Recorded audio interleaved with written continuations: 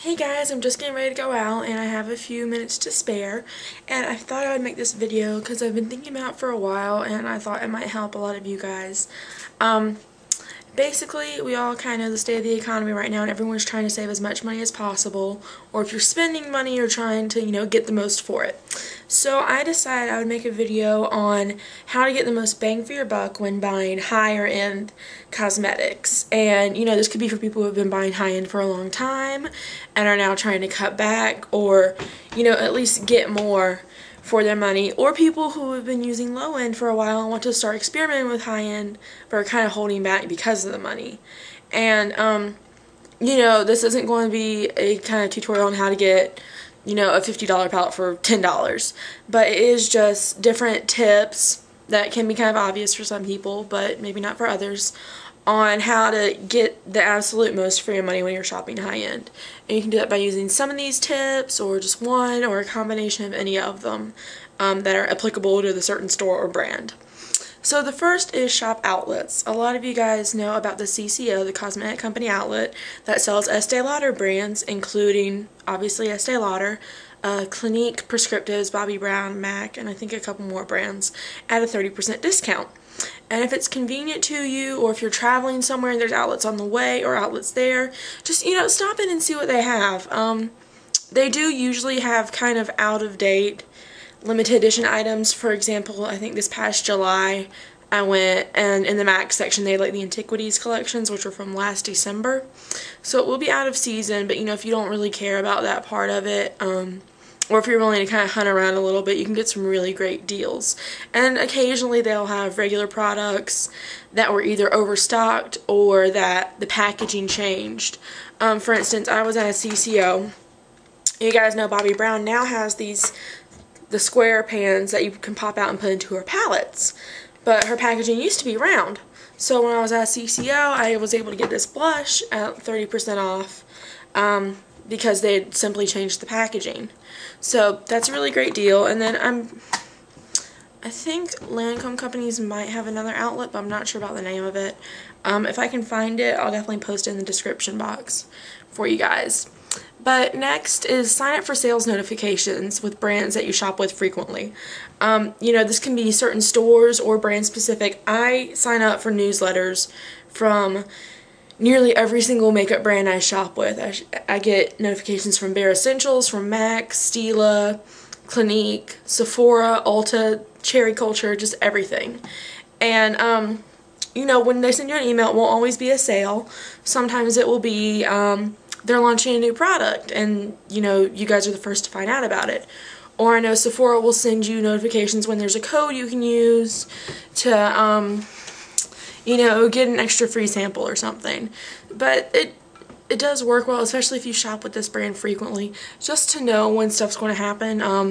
With almost every single new collection, MAC has a free shipping special that they'll send you. So especially if you don't have a MAC close by, or if you have a MAC counter but it's like a store exclusive and you have to buy it online, it's really good to know, because even though it's not a sale, free shipping can save you some money.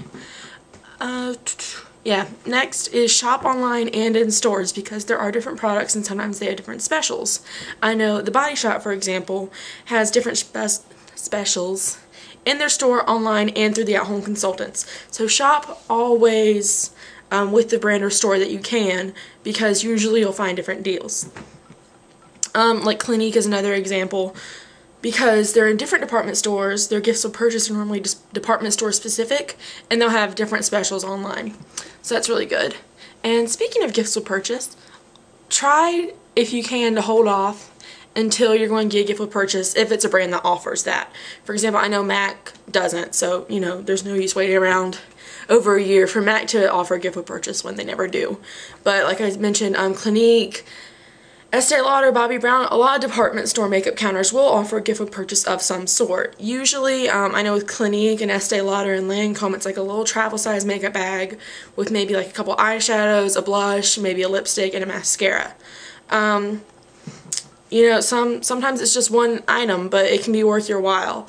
So, just shop around and learn when they're on cycles, because usually, I know like with Clinique, it's like every 4 or 6 weeks at one department store. So just shop around for that. And if they don't offer gifts with purchase, try and sign up for some type of reward program. I know Sephora and Ulta both offer a reward program. It's completely free. You sign up, you get their card, you use your number every time you shop with them, and you know, with Sephora, every time you hit a certain amount, no matter how long it takes you, you get a free deluxe sample, you get a free birthday gift. With Ulta, it's if you spend a certain amount within 3 months, they'll place you into different levels, and depending on what level you're on, I can't talk today. I've been up since 6 a.m. Depending on what level you make it to, you can either get, you know, anything from a free Ulta brand eyeliner to $45 worth of any perfume you want. So that's really amazing. Next is when you're shopping in person with these high-end makeup brands, ask for samples. There's no harm in doing it. If you're already buying a product, 9 times out of 10 they'll give it to you.